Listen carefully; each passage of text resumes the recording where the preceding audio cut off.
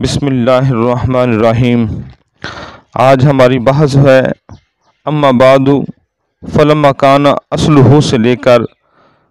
زیادت تحقیق فی احوال متعلقات فعل تک ہوگی۔ مزید اس سے آگے جو اگلا والا سبق ہوگا، آج کے اس سبق کے اندر یہ اما بعد کی اغراض بیان کریں گے کہ اس کے بعد جو مہما یکون من شیء بعد الحمد والثناء والصلاۃ جو لے کے آئے ہیں، اس کی وجہ کیا ہے؟ فرماتے ہیں کہ یہ اما کی اصل جو ہے وہ بتانا مقصود ہے کہ اما کی جو اصل ہے وہ مہما یکون من شیء بعد الحمد والثناء، یہ اس کے قائم مقام ہے۔ اور یہاں پر جو مہما ہے یہ مبتدا ہے، یکون فعل شرط ہے، پھر یہ فعل شرط اپنی جزا سے مل کر خبر بنتا ہے، تو مہما اور یکون مبتدا و خبر کو حذف کر کے ان کا قائم مقام اما کو بنا دیا گیا ہے۔ تو اما مبتدا اور فعل شرط کے معنی کو متضمن ہونے کی وجہ سے دونوں کی ذمہ داریوں کو پورا کر رہا ہے، لہذا جو حقوق ان دو کو حاصل تھے اب وہ حقوق اما کو حاصل ہوں گے، تاکہ ایک تو مہما یکن مبتدا فعل شرط جنہیں حذف کیا گیا ہے کہ حقوق ادا ہو جائیں، نمبر دو دوسرا ان حقوق کی ادائیگی ان کے حذف پر قرینہ بن جائے، تیسرا مہما یکن کو ان کے حقوق کی صورت میں وہ قدر امکان باقی بھی رکھا جائے۔ لہذا مبتدا کے حقوق میں سے چونکہ لسو کے اسم ہے تو اما کے بعد لگایا گیا کہ یہ حق ادا ہو جائے، اور فعل شرط کے لیے فا جزائیہ حق تھا تو وہ فلما پر فا داخل کر کے اس بات کی طرف اشارہ کر دیا کہ یہاں پر جو شرط ہے وہ محذوف ہے، کیونکہ یہ فا جو ہے یہ جزائیہ ہے، اور فا جزائیہ اس بات کا تقاضا کرتی ہے کہ اس سے پہلے شرط ہو، اور اگر شرط نہ ہو تو پھر فا جزائیہ بن نہیں سکتی، تو اس لیے یہ فا جزائیہ کا آنا اس بات کی علامت اور دلیل ہے کہ اس سے پہلے شرط موجود ہے۔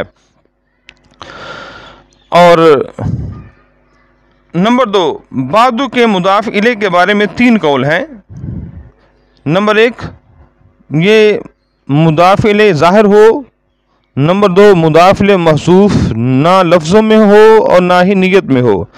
نمبر تین مضاف الیہ لفظوں میں نہ ہو بلکہ صرف نیت میں ہو۔ پہلی دو صورتوں میں بعد معرب ہوگا اور عامل کے مطابق اس کا اعراب ہوگا، جبکہ آخری صورت میں یہ مبنی علی الضم ہوگا اور اس مقام پر اس کا مضاف الیہ محذوف منوی حمد و صلاۃ ہے، لہٰذا یہ مبنی علی الضم ہوگا۔ شارح رحمہ نے کہا کہ لازمت ہا الفاء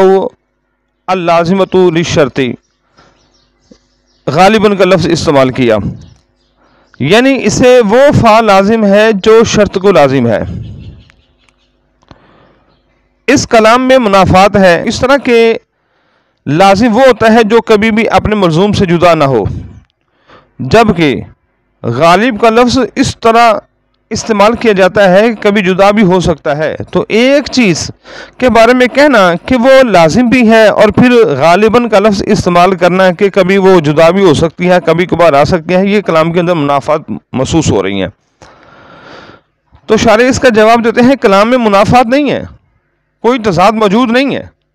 کیونکہ شرط کے ساتھ فا جزائیہ تب لازم ہوتی ہے جب اس کی شرائط پائی جائیں۔ جب فا کی شرط پائی جائے تو وہ لازم ہی ہوگی کہ اس پر فا آئے، اور غالب کا معنی ہے کہ اکثر مقامات پر فا کی شرائط پائی جاتی ہیں، گویا لزوم سے مراد لزوم حقیقی نہیں بلکہ لزوم اکثری ہے، اس لیے شارح نے یہاں پر لفظ استعمال کیا ہے غالباً کا۔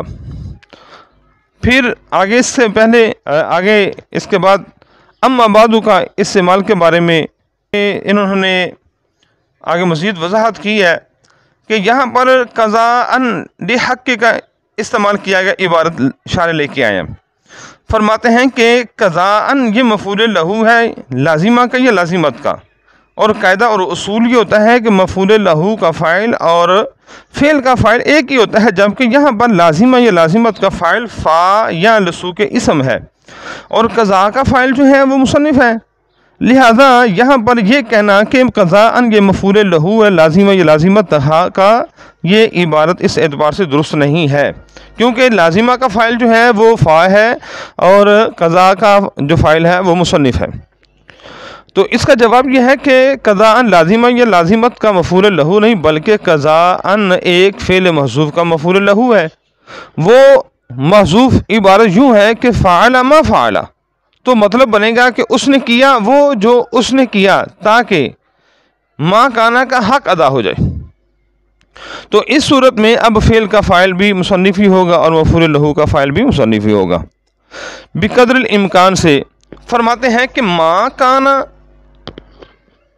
ایک اعتراض کا جواب ہے یہ، ما کانا یعنی شرط اور مبتدا کو تو باقی رکھا نہیں گیا، بلکہ ان کو گرا کر ان کی جگہ پر اما لایا گیا۔ تو پھر شارح کیسے کہتے ہیں کہ ما کانا کو باقی رکھنے کے لیے اما کے بعد فا اور اسم لایا گیا ہے؟ تو جواب یہ ہے کہ جہاں تک ہو سکتا تھا ما کانا کو باقی رکھا گیا، جتنا باقی رہ سکتا تھا اتنا باقی رکھا گیا، اور وہ اس طرح کے اما کے بعد فا کو لائے جس کی دلالت شرط پر ہے، اور اسم لے کے آئے جس کی دلالت مبتدا پر ہے، لہذا اس اعتبار سے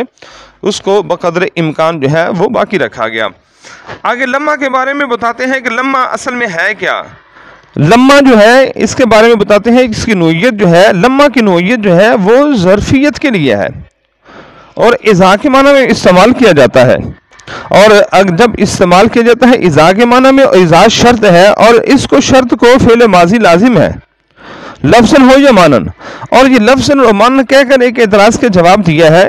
کیونکہ یہاں پر ایک اعتراض وارد ہوتا ہے کہ آپ کا یہ کہنا کہ شرط جو ہے وہ ہمیشہ جو ہے وہ فعل ماضی ہی ہوتی ہے، حالانکہ ایسا نہیں، فعل مضارع بھی آتی ہے، اور اسی طرح جزا بھی جو ہے وہ فعل ماضی نہیں بلکہ فعل مضارع بھی آتی ہے، لہذا آپ کو یہ کہنا کہ اس کو فعل ماضی جو ہے وہ لازم ہے، یہ کہنا درست نہیں ہے۔ اس کا جواب دیا، فرمایا کہ لفظ مانن کہہ کر اس بات کا جواب دیا ہے کہ فعل ماضی مطلق ہونا لفظ ضروری نہیں ہے، مانن بھی ہو تو وہ بھی کفایت کرے گا۔ وہ اس طرح کہ اگر فعل مضارع پر بلم داخل ہو تو اس کو وہ فعل ماضی کے معنی میں کر دیتا ہے، لہذا اس سے پتہ یہ چلتا ہے کہ یہ لفظاً اور مانن کہنا اس اعتراض کے جواب کی صورت میں تھا،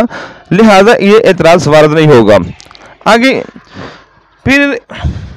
ظرفیہ نکال کرنا، لمحہ کے آگے شارح نے ظرف نکالا ہے، اور ظرف نکال کر ایک اعتراض کا جواب دیا ہے۔ اعتراض یہ بنتا ہے کہ اما جو ہے وہ تین طرح کا استعمال کیا جاتا ہے، نمبر ایک ظرفیہ بھی استعمال کیا جاتا ہے، نمبر دو استغراقیہ بھی ہوتا ہے، نمبر تین استثنائیہ بھی ہوتا ہے، لہذا آپ نے کوئی تعیین نہیں کی کہ یہ اما کون سا ہے، لہذا شارح نے یہاں پر ظرف نکال کر اس بات کی طرف اشارہ کیا ہے کہ نہ یہ استغراقیہ ہے اور نہ یہ استثنائیہ ہے، لہذا یہ صرف ظرفیہ ہی ہو سکتا ہے۔ پھر لمحہ کی وضع کے بارے میں سیبویہ کا ایک قول نقل کیا اور فرمایا کہ لمحہ جو ہے یہ اس کی وضع جو ہے وہ ایک امر کا وقوع علت بن رہا ہو دوسرے امر کے وقوع کے لیے، اس کے لیے اس کو وضع کیا گیا ہے، اور اس مذکورہ معنی کو ظاہر کرنے کے لیے لمحہ کو وضع کیا گیا ہے، اور لمحہ لو کی طرح ہے۔ یہ سیبویہ نے یہ قول کہا۔ اب جب یہ سیبویہ نے یہ قول کہا تو اس پر بعض لوگوں نے یہ وہم کیا کہ انہوں نے فرمایا کہ لمحہ لو کی طرح ہے، اس کا مطلب ہے کہ جس طرح لو کام کرتا ہے اسی طرح یہ لمحہ بھی کام کرے گا، اور اسی طرح جس طرح لمحہ ہے اسی طرح لو ہے، اس کا مطلب لو حرف ہے تو لمحہ بھی حرف ہوگا، حالانکہ ایسا نہیں ہے، بلکہ جو لمحہ ہے یہ اسم ہے، اور جو لو یعنی جس طرح انہوں نے یہ سمجھا کہ جس طرح حرف لو حرف شرط ہے اسی طرح لمحہ بھی حرف شرط ہے، اور ان کے درمیان فرق صرف اتنا ہے، انہوں نے یہ سمجھا فرق صرف اتنا ہے کہ لمحہ کی وضع اس مفہوم کے لیے ہوتی ہے کہ شرط کا ثبوت علت ہے جزا کے ثبوت کے لیے، اور لو کی وضع جو ہے اس کا مفہوم یہ ہوتا ہے کہ انتفائی شرط علت ہے انتفائی جزا کی۔ خلاصہ یہ ہوا کہ لوگوں کو وہم ہوا کہ سیبویہ کی بات کا مطلب ہے کہ لمحہ لو کی مثل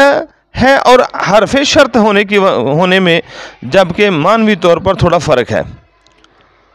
تو شارح یہاں پر والوجہ ما تقدم لا کر اس کا جواب بھی دیا اور ان کا وہم کا رد بھی کیا۔ فرمایا کہ آپ کا یہ وہم کرنا کہ لما بھی لو کی طرح حرف شرط ہے، یہ درست نہیں، کیونکہ سیباوی نے لما کو لو سے جو تشبیہ دی ہے یہ صرف شرط کے معنی میں دی ہے، نہ کہ لو کے حرف ہونے کی طرح دی ہے، جیسے کہ بعض لوگوں کی وہم ہوا۔ تو لو کے حرف ہونے کی طرح تشبیہ نہیں دی، کیونکہ لما اسم ہے، حرف نہیں ہے، صرف شرط کے معنی کو متضمن ہے۔ والوجہ کہہ کر اشارے نے یہ کہا کہ یہی اصل وجہ ہے جو ہم نے پہلے لما ظرفن کہا نا، یہ اس کی وجہ ہم نے بیان کی ہے کہ یہ لما اسم اور یہ ظرف کے معنی میں استعمال ہوتا ہے، کہہ کر یہ بتا دیا ہے کہ لما جو ہے وہ اسم ظرف ہے، نہ کہ یہ لو کی طرح حرف ہے۔ اللہ تبارک و تعالی ہم سب کو عمل کی توفیق عطا فرمائے، ہم سب کو علم نافع کی دولت سے مالا مال فرمائے۔ آگے عبارت انشاءاللہ آئندہ ہم سبق میں پڑھیں گے۔